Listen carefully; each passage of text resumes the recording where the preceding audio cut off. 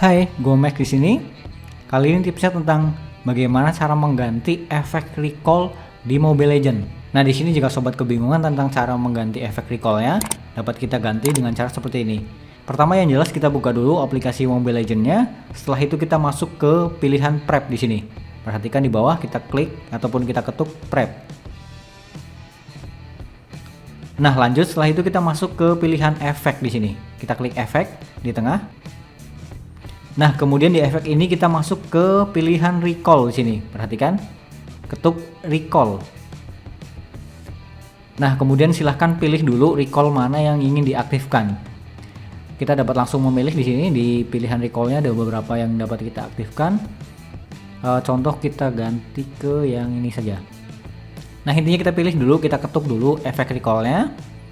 Jika sudah diketuk seperti ini, kita ketuk gunakan. Perhatikan di sini kita ketuk gunakan. Nah, untuk efek recall ini sudah digunakan ke hero yang ini ataupun yang Layla-nya yang ini. Nah, untuk menerapkan ke hero yang lainnya, caranya seperti apa? Tinggal kita ketuk gunakan semua. Kita ketuk gunakan semuanya di sini. Nah, di sini sobat dapat memilih semua ataupun kita ketuk pilih semua untuk menerapkan efek recall-nya ke semua hero ataupun di sini juga dapat diterapkan ke beberapa hero saja. Misalkan ingin diterapkan ke hero yang ini. Intinya jika sudah dipilih kita ketuk OK, maka efek recall yang ini akan aktif ke hero yang tadi kita pilih.